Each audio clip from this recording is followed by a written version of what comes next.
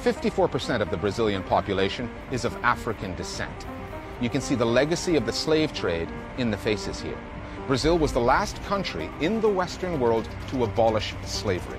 It did so in 1888, 20 years after the US did.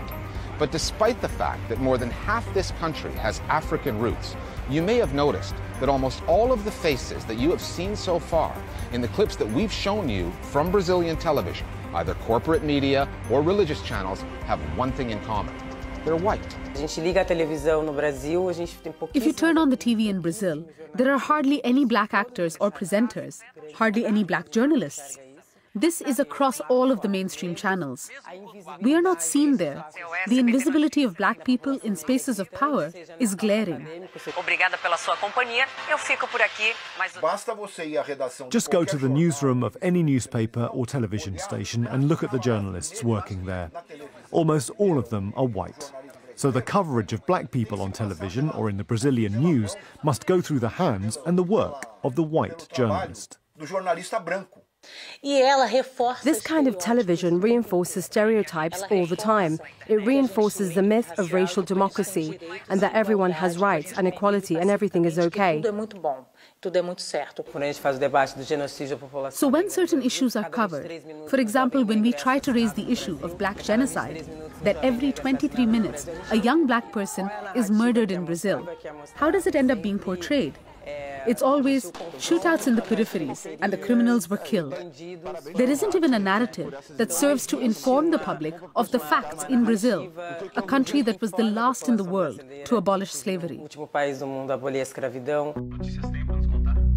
The depiction of that Brazilian reality does not just occur in news programming. The same can be seen on the entertainment side and the Brazilian soap operas known as telenovelas. Telenovelas are an integral part of the Brazilian media story for reasons both social and financial. A successful telenovela will capture huge audiences, routinely in the tens of millions. Their plot twists will drive everyday conversation in Brazil. For the networks producing them, all of which face the economic challenges born of the digital revolution, telenovelas are still cash cows. One of them, Globo's Avenida Brasil, reportedly delivered ad revenues of about $1 billion. Avenida Brasil. And telenovelas have something that Brazilian news programs do not. They have international reach. Globo's flagship newscast, Jornal Nacional, dominates domestic news ratings here, but relatively few people outside Brazil will ever see it. Telenovelas are an export industry. Avenida Brasil has been transmitted in 130 countries in 19 languages. In that respect, telenovelas are the face that Brazil shows to the world.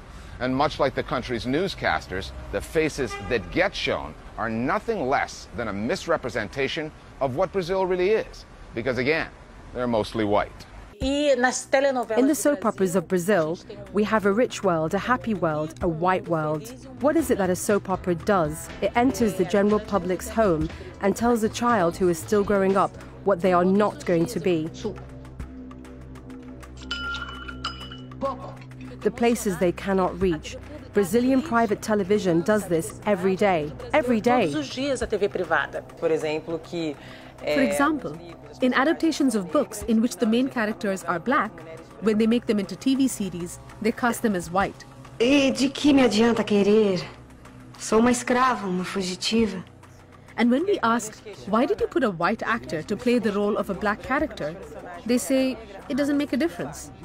And this has happened in some very famous series in Brazil in the past, like Isaura, the slave, and Chiquinha Gonzaga. A senhora Dona Isabel toca piano? Há alguém no Rio de Janeiro que não toque? Os escravos. Hã? Os escravos não tocam piano. It may not happen today, because now we have a platform where we are able to protest. Because of the internet, we can make some noise. After a lot of pressure from the black movement, you can see, little by little, black actors gaining leading roles in soap operas. Uma o quê? Vamos, complete a frase. Uma negra, não é isso que você ia dizer? However, it is an illusion to think that placing a black person on television solves the problem. The way that black people are portrayed in most of the mainstream media follows and legitimizes the structural racism that we have in Brazil. Because the successful world, the world that works, is white. And then when the commercials come on, a white person comes along as the representative of buying power, of acquisitive power. É hora de valorizar quem carrega o país nas costas. Nova Chevrolet S10 2018. And then afterwards, when the news comes on, there's a black person robbing, there's a black person being arrested. So every day, private television in Brazil attacks Brazilians. Finally, back to Globo and the story of the Brazilian TV beauty queen, Nayara Justino. As examples of media malpractice in this country go, it is nowhere near the worst, but it is revealing. The title, Mulata Globaleza, was created by Globo. It's a beauty contest tied to its coverage of Brazil's annual carnival. That word, mulata, which some say has its roots in the word mula, meaning mule, is considered racist. A word loaded with colonial connotations, chosen by Globo for a beauty contest ostensibly held to celebrate racial integration. Viewers get to vote for the Globaleza, and 2014 marked a first. The winner, Nayara Justino, was dark-skinned and unmistakably black.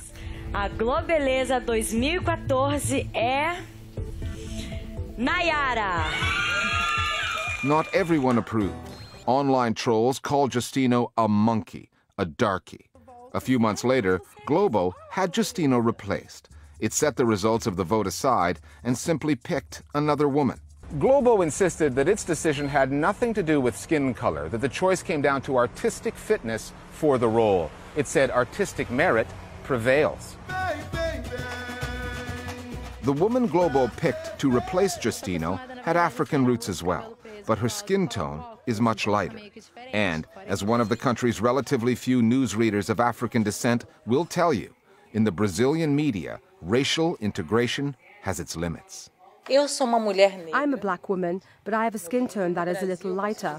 And I can say that I am privileged in this, because the darker your skin is, the more you have to suffer in Brazil. There was an official whitening policy in Brazil. The initiative that brought European immigrants here after the abolition of slavery was not accidental. It was done in order to whiten the population, because they believed that within 200 years, there would be no more blacks in Brazil. But we're still here, in this country, which still denies its African origins, and which runs on the idea that the whiter, the better. In a way, the story of that beauty queen typifies the way Globo sees Brazil. Back in 1964, the network supported a military coup that brought down a government Brazilians had voted for. 2 years ago, Globo called its viewers onto the streets to help depose another democratically elected government. Globo is not even above overturning a public vote for a beauty queen if the choice of the people fails to align with the network's idea of who should represent Brazil.